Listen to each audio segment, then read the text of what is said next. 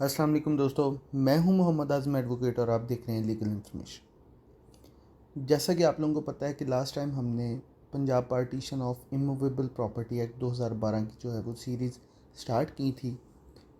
तो उसमें जो है हमने सेक्शन 1 से लेके 6 तक जो था वो कवर कर लिया था।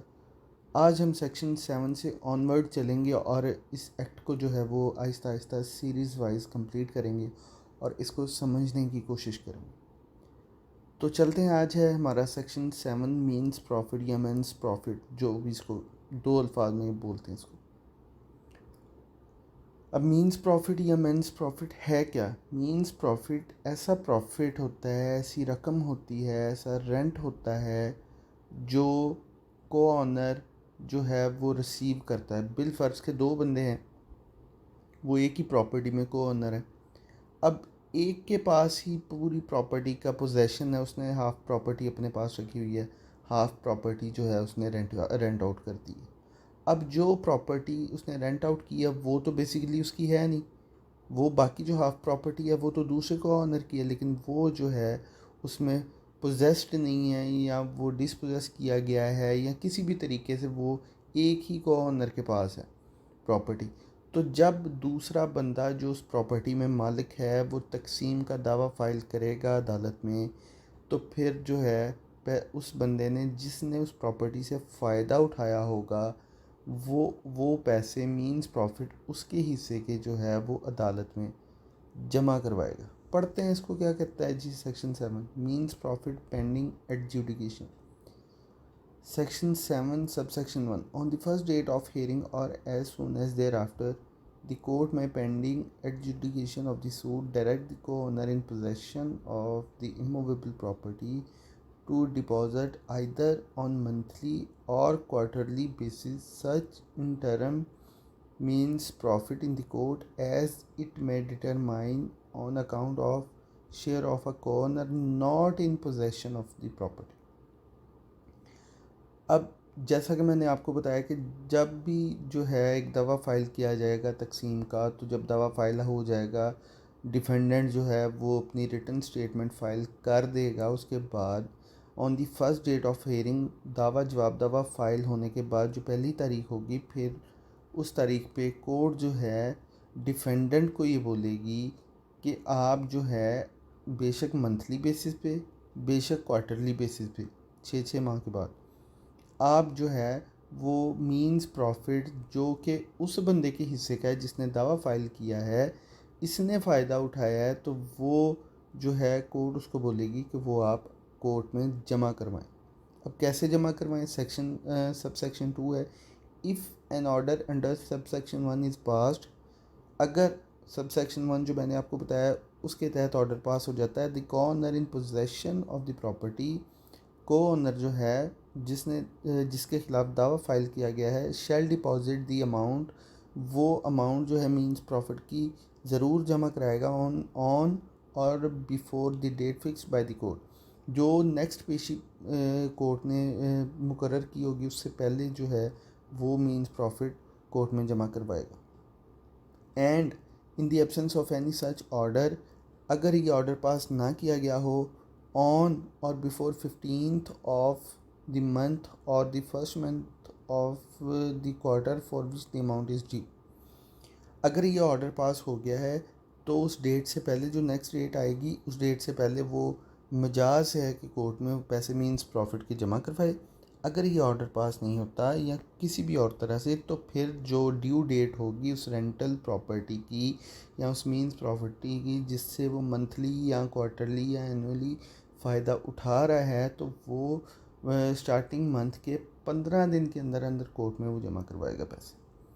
आगे सब सेक्शन 3 है जी। If the co-owner fails to deposit the amount under this section within the time specified under sub section 2, the court shall. अब अगर को-ओनर जो हैं वो पैसे जमा करवाने में फ़ेल हो जाते तो फिर क्या होगा? In case he is a plaintiff, अगर वो प्लेंटिफ है जिसने दावा फाइल किया, अगर कोर्ट उसको कहती है तो अगर कोर्ट उसको कहती है कि पैसे जमा करवाओ और वो फेल हो जाता है, पैसे जमा नहीं करवाता है, तो कोर्ट उसका दावा जो है वो डिसमिस कर देगी, दावा खारिज कर देगी।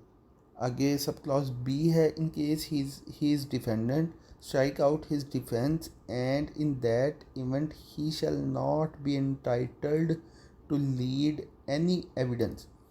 दूसरी सूरत ये है कि अगर डिफेंडेंट है तो कोर्ट उसका राइट ऑफ डिफेंस जो है वो स्ट्राइक आउट कर देगी और फिर वो अपने हिस्से की या अपने हिस्से की या वो अपने हक़ में कोई भी गवाही, कोई भी एविडेंस, वो चाहे ज़ुबानी हो या दस्तावेज़ी हो, वो नहीं दे सकता।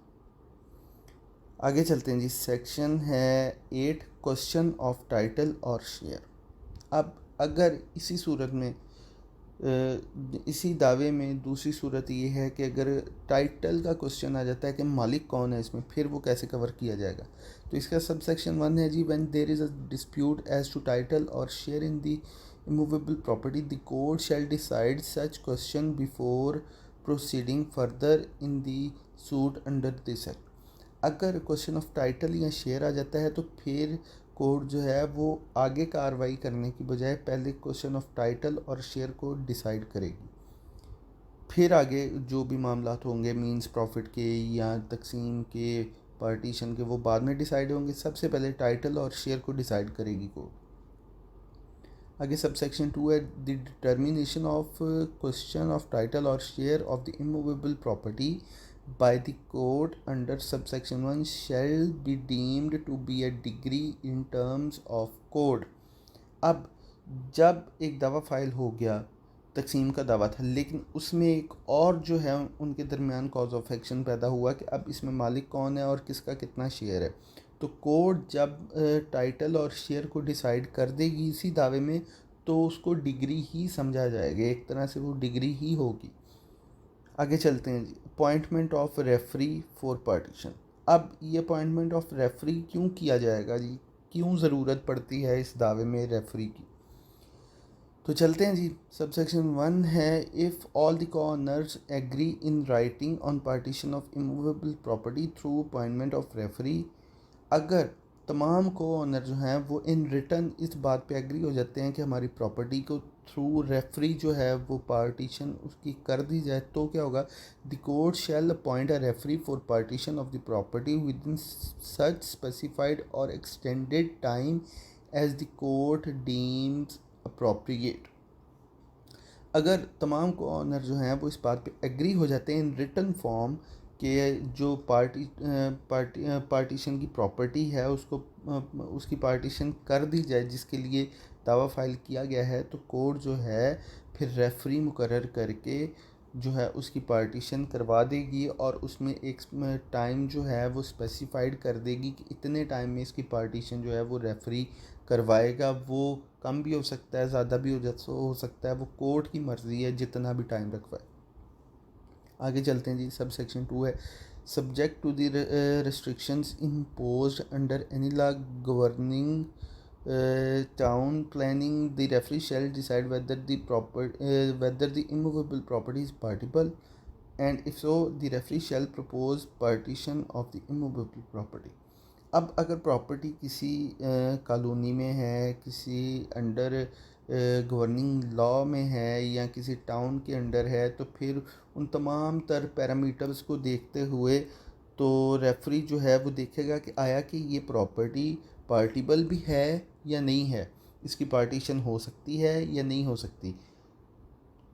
मतलब पार्टीशन में तो ऐसे ही होगा ना कि अगर प्रॉपर्टी उसकी पार्टीशन तकसीम होती है तो दोनों जो हैं को ऑनर्स को बराबर हिस्सा मिलना चाहिए। अब अगर एक को कम मिल रहा है, एक को ज़्यादा मिल रहा है, या वो इस तरह की लोकेशन पे है कि वो पार्टीशन उसकी हो ही नहीं सकती, पॉसिबल ही नहीं है, या कंस्ट्रक्टेड वो ऐसी है कि उसकी पार्टीशन नहीं हो सकती, तो फिर रेफरी जो है उसकी पार्टीशन नहीं करवाएगा। वो फर्दर आगे चल के पढ़ेंगे फिर क्या प्रोसीजर होगा, अभी इसी पे रहते हैं। अगर वो हो सकती है तो फिर ही रेफरी जो है वो रेफ़र करेगा आगे उसको पार्टीशन के लिए। आगे सब क्लॉज 3 है जी, इसको जो है वो छोड़ देते हैं। Sub clause 4, the referee may with the written consent of 2 और more co-owners of the immovable property combine the share of such co-owner in the proposal partition. अब जो रेफरी है अगर वो पार्टिबल प्रॉपर्टी है तो रेफरी जो है वो पार्टीशन आगे जो है उसको रेफ़र करेगा, एक खाका बना के देगा कोर्ट को कि इस तरह जो है वो पार्टीशन इसकी हो सकती है। अब अगर एक से ज़्यादा जो हैं वो को-ऑनर हैं या दो हैं या मतलब दो को-ऑनर हैं या दो से ज़्यादा हैं, तो फिर जो है उसकी रेफरी जो है वो विद द रिटन कंसेंट दो को-ऑनर्स की जो है वो प्रॉपर्टी इकट्ठी कर सकता है और एक को सेपरेट दे सकता है। इस तरह से एडजस्टमेंट करके वो पार्टीशन उसकी होगी। आगे चलते हैं। सब सेक्शन 5 है, the court shell affirm the proposal of the referee for the partition of immovable property through degree unless the court is satisfied that the proposal is in contravention of any law. अब court जो है referee जो है वो court को partition जो refer करता है खाका बना के उसको जो है वो directions under the directions of the court वो मौका देखता है जाके उसका खाका बनाता है, कोर्ट को एक नक्शा बना के देता है कि आया ये जी इसका हिस्सा इस तरह पार्टीशन होगा या दो कॉर्नर्स का एक तरफ हो जाएगा एक का एक तरफ हो जाएगा। अब अगर कोर्ट को लगता है कि जो उसने जो ऑब्ज़र्व किया है जाके या वो जो एक वो दे रहा है मशवरा दे रहा है इस हवाले से रेफ़र कर रहा है खाका या नक्शा, तो अगर कोर्ट को लगता है वो इनकन्वीनियंट नहीं है, किसी कानून के ख़िलाफ़ नहीं है, ऐसे हो सकता है, तो कोर्ट फिर जो है उसकी आगे फ़र्दर कार्रवाई के लिए उसको परमिशन दे देगी। सेक्शन 10 है जी आगे इंटरनल ऑक्शन। इसके बाद आ जाता है सेक्शन 11, वो आई थिंक ओपन ऑक्शन है। अब ये आगे एक नया प्रोसीजर शुरू हो गया, वो देखते हैं कि ऑक्शन कब होगी कब नहीं होगी। आज हमने सेक्शन 7 से लेके 9 तक जो है वो कवर कर लिया है। आहिस्ता आहिस्ता इसको आगे लेके चलेंगे। उम्मीद करता हूँ कि आपको वीडियो अच्छी लगी होगी, आपके लिए इन्फॉर्मेबल रही होगी, आप लोगों ने कुछ सीखा होगा। अगर आपको मेरी वीडियो अच्छी लगी है तो काइंडली मेरे चैनल को सब्सक्राइब करें, सपोर्ट करें, कमेंट करें और लाइक करें। मिलते हैं जी अगली वीडियो में अगले लेक्चर के साथ और इसी को लेके चलते हैं सीरीज़ में। तो आज की वीडियो हमारी कंप्लीट होती है। मिलते हैं जी नेक्स्ट वीडियो में। अल्लाह हाफिज़।